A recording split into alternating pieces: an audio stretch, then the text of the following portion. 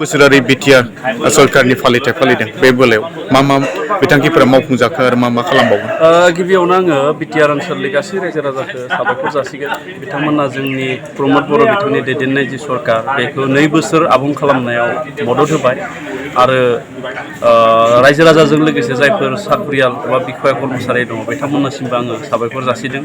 मुंख्लं न'खरनि सोद्रोमा बिथांमोननि सिबिनाय जासिहरदों। मुंख्लंफोरखौ आङो सिबिहरदों। बड'फा उपेन्द्रनाथ ब्रह्म बिथांखौबो आं नैबे समाव गोसोखांदों आरो बिथांनि सानस्रि सानथौजोंनो जोङो बिटिआर ओनसोलाव खामानि मावनो थाखाय आवगायदों। दिनै 2 बोसोर आबुं जानाय लोगो लोगो जोंनि बिटिआर सरकारनि मोनफ्रोमबो डिपार्टमेन्टआ एबा बिफाना माखासे जौगानायनि खामानि मावदों आरो माखासेखौ दायो आखायाव लादों। जायफोर खामानिखौ रायजो राजाफ्रा फैबाय थानाय 2-3 बोसोरनि गेजेराव नुगोन आरो बिसेसकै जोङो नैबे 2 बोसोराव सोलोंथाइ, हान्थामेला आरो आबाद बे मोनथाम बिथिंखौ बांसिनै गोसो होनानै जों खामानि मावदों।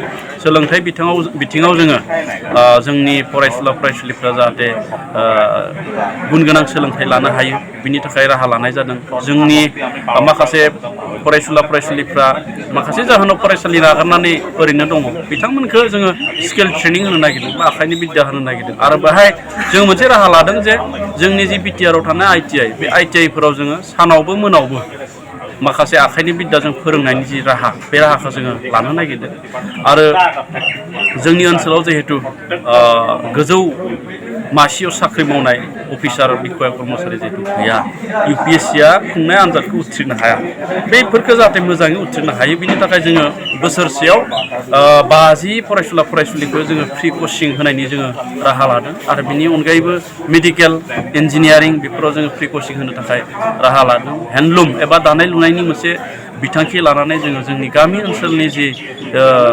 रांखान्थि बेखौ जौगाहोनो थाखाय जोङो इतिमध्य थांखि लाबाय आरो मोनफ्रोमबो ब्लकआव जोङो क्लास्टार बानायनानै बे हेन्डलुमनि थाखाय जि न' लुनांगौ आरो मुवा बेसाद होनांगौ बिनि खामानिया सोलिगासिनो।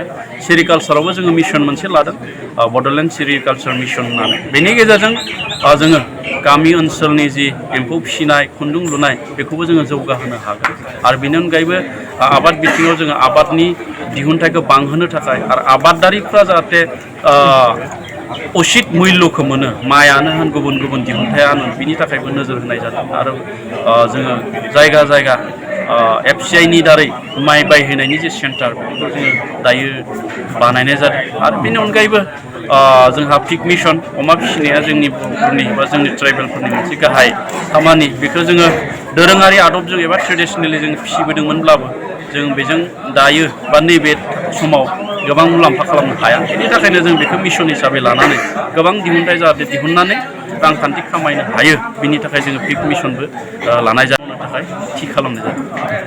आङो दिनै नैबे जोंहा भेरगाव साब डिभिजननि सदराव 2 बोसोर जानायनि थाखाय जि सरकारनि आबुं 2 बोसोर जानायनि थाखाय जि फालिथाय मोनसे फालिबाय बेनि गेजेरजों जोङो बे ओनसोलाव अंगनबादि, फालांगिरि, बेस्ट टिचार बा गावबुरा बेबायदि जोङो 5 सुबुंखौ गुबुन गुबुन आयदायाव थानाय बिथांमोनखौ जोङो बान्थाबो होबाय आरो नैबे समाव आङो खावलायहरो जे गासैबो बिटिआर ओनसोलनि रायजो राजा बिथांमोना जाहाथे जोंखौ आरोबाव रायजोनि थाखाय ओनसोलनि जौगानायनि थाखाय खामानि मावनायाव सहजुग होयो, थुलुंगा होयो, आं बेखौ नैबे समाव खावलायहरो।